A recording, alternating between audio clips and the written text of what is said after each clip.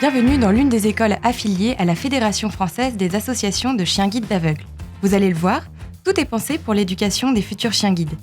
Très vite, ils vont apprendre à réfléchir et à réagir intelligemment pour le confort et la sécurité des personnes non ou malvoyantes.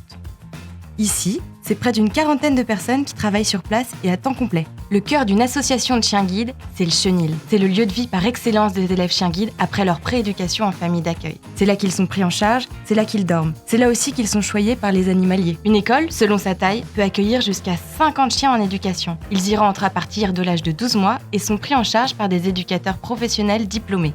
Autre lieu essentiel pour les futurs chiens guides, la cuisine. On y trouve les précieux stocks de croquettes et de friandises dont les jeunes élèves raffolent. Et c'est aussi ici qu'on veille à la bonne santé des chiens en notant et en surveillant de près le régime alimentaire de chaque chien de l'école, en vérifiant qu'il ne manque de rien. On le sait, pour les chiens, la gamelle, c'est sacré. Alors la cuisine, c'est forcément leur salle préférée. Pour le confort et le bien-être des chiens, toutes les écoles sont équipées d'une salle de toilettage. Elle est accessible aux familles d'accueil, aux maîtres de chiens guides, aux éducateurs. Tout est fait pour bichonner les futurs chiens guides. Un bain, une douche et toutes sortes de matériel pour leur permettre de garder une propreté impeccable. Toutes les associations de chiens guides aveugles ont une salle de soins ou une infirmerie. Pour les petits bobos ou les soins quotidiens, les éducateurs ont tout ce qu'il faut dans l'enceinte de l'école pour s'occuper de leurs chiens. Pour les problèmes plus sérieux comme les opérations ou même les vaccins, la visite se fait alors chez le vétérinaire.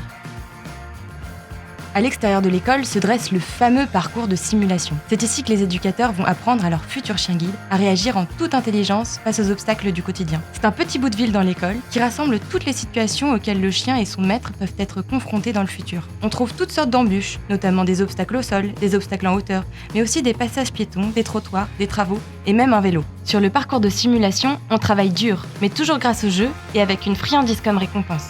Les chiens apprennent aussi leur métier en dehors de l'école, en conditions réelles, dans la foule ou dans la circulation par exemple. Autour des zones de travail des futurs chiens guides, toutes les écoles ont organisé des zones de détente. Ces espaces sont indispensables dans l'éducation du chien et son bien-être. C'est là qu'il peut se défouler après une grosse session de travail.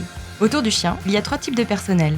L'animalier, véritable nounou puisqu'il veille en permanence sur les chiens au chenil. Le moniteur, qui va éduquer le futur chien guide dès l'âge de 12 mois. Et enfin, l'éducateur, qui va aussi éduquer le chien, mais qui a pour mission de le remettre à une personne non ou malvoyante. C'est aussi lui qui va former la personne déficiente visuelle à l'utilisation de chiens guides d'aveugles. Au moment d'une remise de chien guide, les personnes mal et non-voyantes sont invitées à suivre un stage qui dure plusieurs jours pour découvrir leurs nouveaux compagnons. Alors pour les accueillir au mieux, les associations mettent à leur disposition un hébergement dédié au cœur de l'école. Pour qu'ils se sentent comme chez eux, les futurs maîtres chiens ont accès à une cuisine, un salon de détente et des chambres confortables et accessibles. Il existe encore une multitude de choses et de surprises à découvrir au sein des écoles affiliées à la Fédération. Pour en savoir plus, n'hésitez pas à vous renseigner auprès de l'école la plus proche de chez vous. Et n'oubliez pas, les chiens guides, c'est ouf.